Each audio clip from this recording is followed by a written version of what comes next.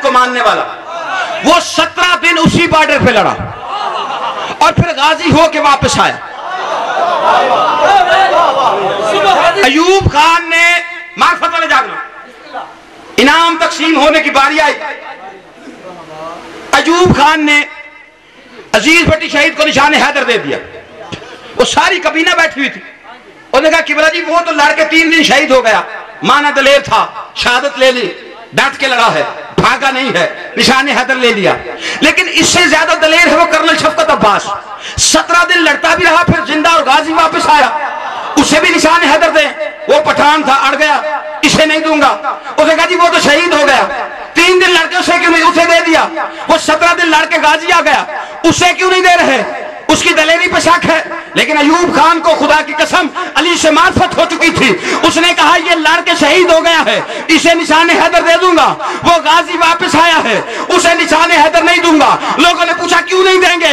اس نے کہا اس جنگ میں میں اسے نشان حیدر دے دوں، اگلی جنگ میں بھاگ گیا تو علی کی توہین ہے۔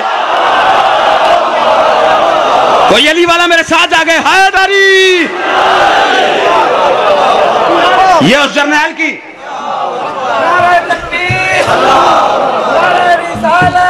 آپ جیو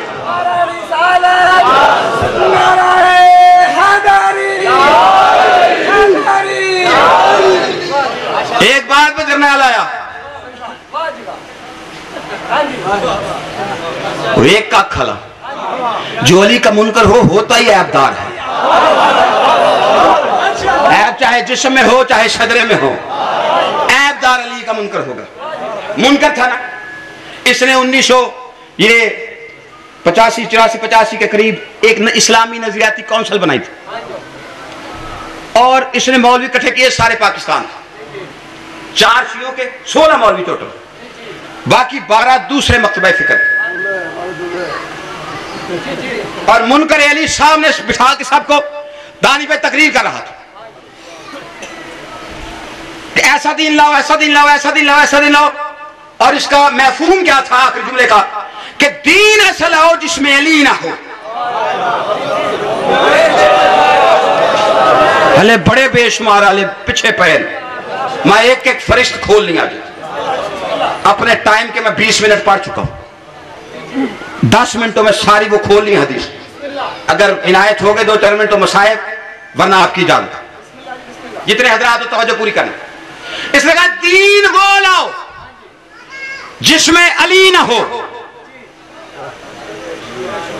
دین ایسا چاہیے نہیں، ادھر ادھر دیکھنے سے بات نہیں بنتی۔ ہماری عبادت میں ادھر ادھر دیکھنا منع، ہم سلام پھیرنے کے عادی، منہ پھیرنے کے نہیں۔ بڑے عرصہ پہلے قمر جلال بھی کہہ گیا ہے، کرتے ہیں سجدہ صبح زچا خانہ علی، مڑ مڑ کے دیکھتے ہیں کوئی دیکھتا نہ ہو۔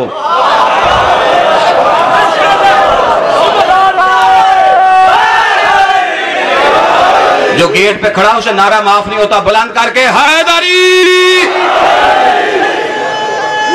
جیو جیو، یا علیو لا یحبوکا۔ ہم سے کہتے ہیں آپ حدیث نہیں پڑھتے، پڑھا ہوں میں حدیث ترجمے کے ساتھ، دلیلوں کے ساتھ، اور حدیث بھی اس نبی کی جو وہی بولتا ہے جو وہی بولتی ہے۔ اس نے سارے مولویوں کو 16 مولوی سامنے بٹھا کے کہا دین ایسا چاہیے جس میں علی نہ ہو۔ یہ آپ پہلے ہم لوگ جب کتابیں پڑھتے تھے نا جی، وہ قاعدے جڑے دوجی تیجی چوتھی دونے، اس میں خیبر میں جناب امیر کا تذکرہ تھا، آج کل کا نصاب اس میں اڑا دیا، ان کا چھوٹیاں کتابیں پڑھ دینے لیکن بال ہلے ہی پڑھ دینے، اس میں انہیں نکال دیا۔ کیوں؟ سازش یہ تھی فضائل جہاں علی کے ہو ختم کرو، یعنی دین ایسا چاہیے جس میں علی نہ ہو۔ شیعوں کے مولوی چوپ گمسم بیٹھے اس کا چہرہ دیکھ رہے تھے. جنرل ہے ضیاء الحق اس کا نام ہے, صدر پاکستان ہے. اس ملاؤن کو کیا جواب دیں کہ علی کے بغیر تو قرآن میں اللہ کہتا دین مکمل نہیں ہوتا, اسے کیسے دین علی کے بغیر مکمل کر کے دے. جب اس نے کہا نا دین وہ چاہیے جس میں علی نہ ہو, یہ شیعہ مولوی چوپ کر کے اس کا چہرہ دیکھ رہے تھے کہ کہہ رہا ہے. دوسرے جو مولوی 12 بیٹھے ہوئے تھے, کوئی وردی کے زور سے, کوئی نوکری کے زور سے, کوئی حکومت کے ڈر سے, سارے چوپ گمسم بیٹھے رہے تھے.